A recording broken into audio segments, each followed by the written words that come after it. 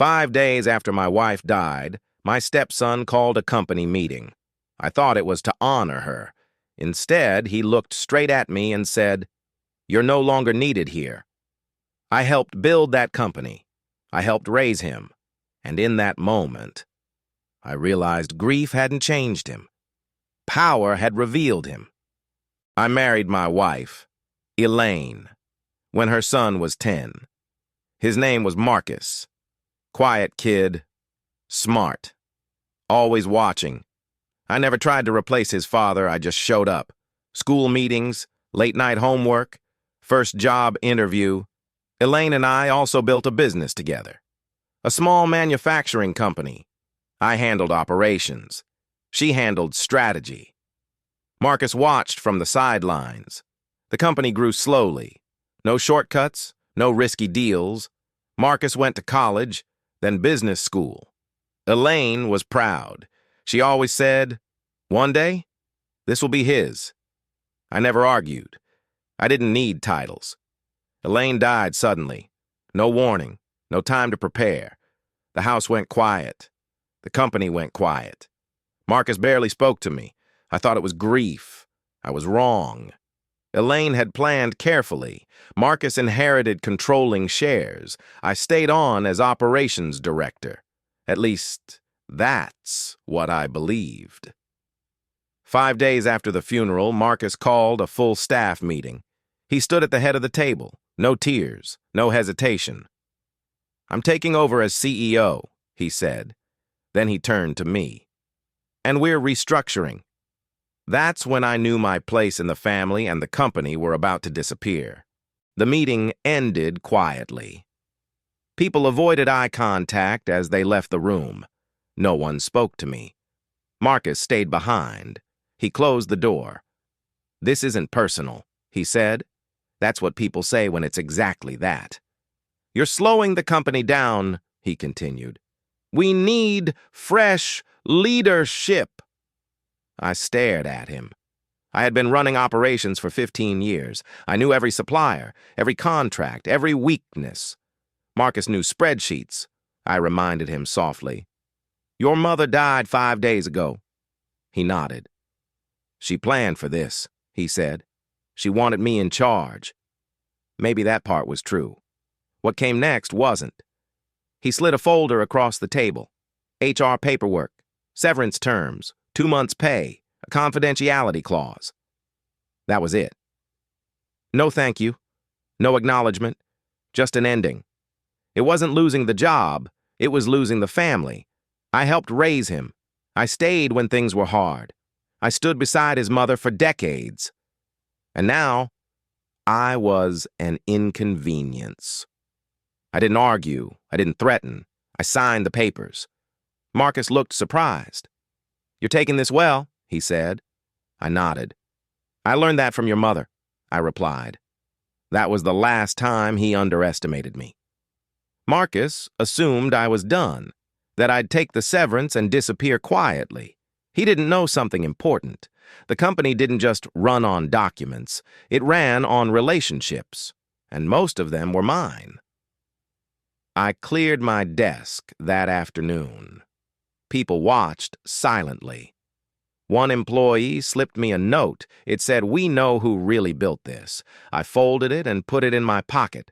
I didn't need comfort. I needed time. That night I sat alone in the house. Elaine's house. Marcus's lawyers would handle that soon. I looked at the company files I still had access to. And that's when I realized Marcus hadn't fired me fast enough.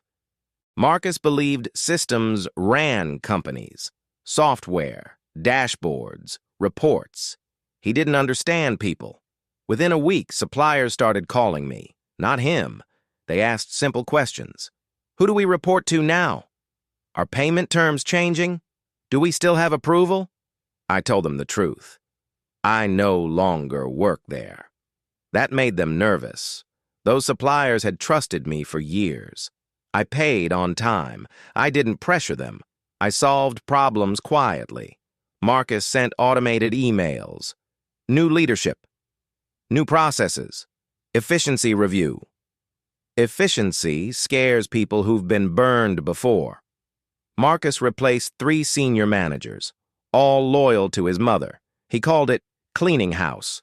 Employees called it panic. Productivity dropped. Orders slowed. Mistakes increased. Marcus blamed the staff. That's when they stopped trying. 2 weeks after firing me, Marcus called. His tone was different, shorter, tighter. "Where are the supplier override codes?" he asked. I answered honestly. "They were in Elaine's files." Silence. "They're encrypted," I added. "Your mother handled that personally." Marcus hung up without saying goodbye. Elaine never trusted power without balance. She believed in safeguards, checks, redundancies, quiet protections. She had shown me things Marcus never asked to learn. Marcus rushed. He pushed production deadlines, cut quality checks, ignored warnings. A shipment failed inspection. Then another. Customers complained. Refunds followed. For the first time, the company started losing money. I didn't interfere. I didn't celebrate. I watched. Revenge doesn't need force when impatience does the work for you. One evening, a former manager called me. "Marcus doesn't know what he's doing," she said. I replied calmly. "He will. And when he does, it will already be too late." Marcus hated uncertainty. He needed control. So he made a decision he thought would fix everything. 3 weeks after firing me, Marcus announced a major change. He was moving production overseas, cheaper labor, faster margins. On paper, it looked smart. In reality, it was rushed. Our company had been built on reliability, local suppliers, quality checks, long-term trust. Elaine had refused overseas production for years, not because it was expensive, because it was risky. Marcus ignored that. Marcus signed new contracts quickly, too quickly. He didn't read the fine print. He trusted consultants instead of experience. One clause mattered more than he realized: early termination penalties, huge ones. When employees heard the news, they stopped believing in the company. Some left quietly, others stayed and updated their resumes.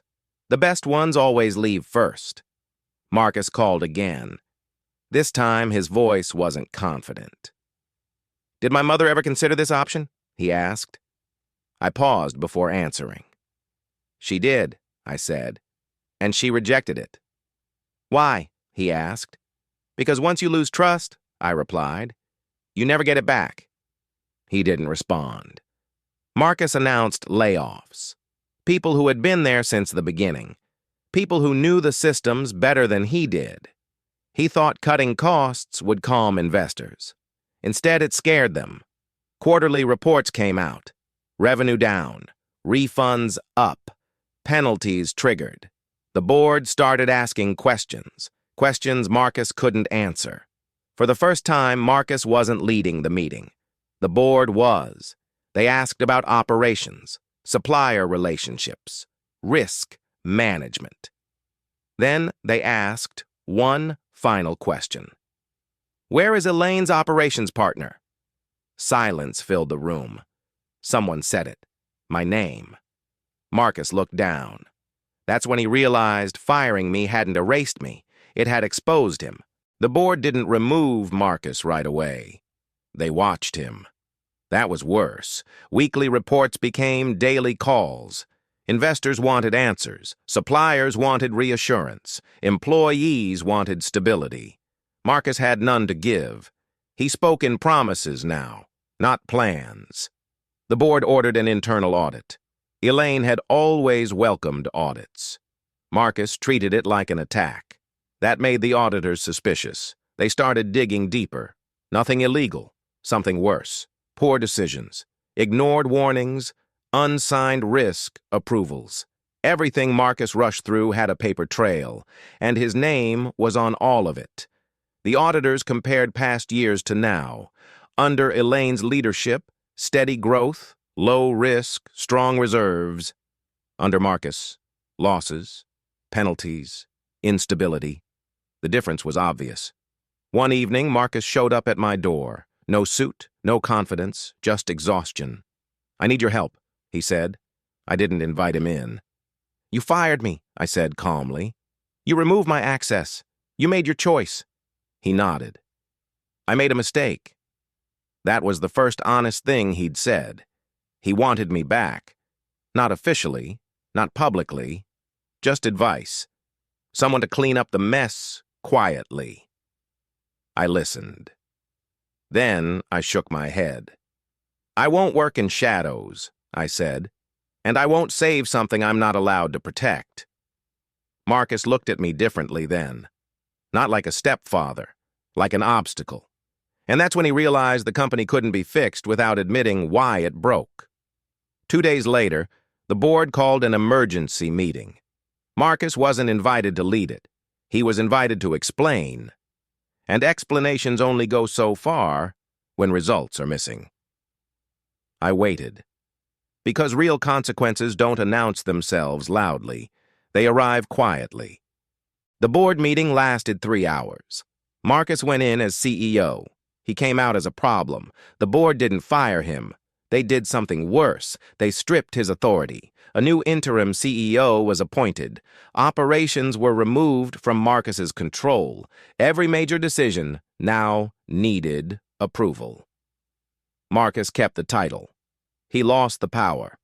The board didn't blame bad luck. They blamed judgment, rushed contracts, ignored warnings, broken trust. All things Elaine had spent years protecting the company from. And all things Marcus destroyed in months. A week later, the board contacted me. They didn't apologize. They didn't explain. They simply asked, "Would you consider returning?" "Yes," I said. "On my terms. Clear authority. Written protections. No interference." They agreed. Marcus didn't get a vote. When I returned to the building, Marcus avoided me. No anger, no arrogance, just shame. He finally understood something his mother always knew. Titles don't run companies. People do. I didn't keep Elaine's house. I didn't fight Marcus for it. I took what mattered. Her letters, her notes, her planning books. That was my inheritance. I didn't destroy Marcus. I didn't embarrass him publicly. I let him live with the weight of knowing he fired the one person who could have protected him. Grief reveals character. Power exposes it. And revenge doesn't always look like punishment. Sometimes it looks like standing exactly where you belong while someone else realizes they never earned their place. He fired me in 5 days. It took him 5 months to understand what he lost.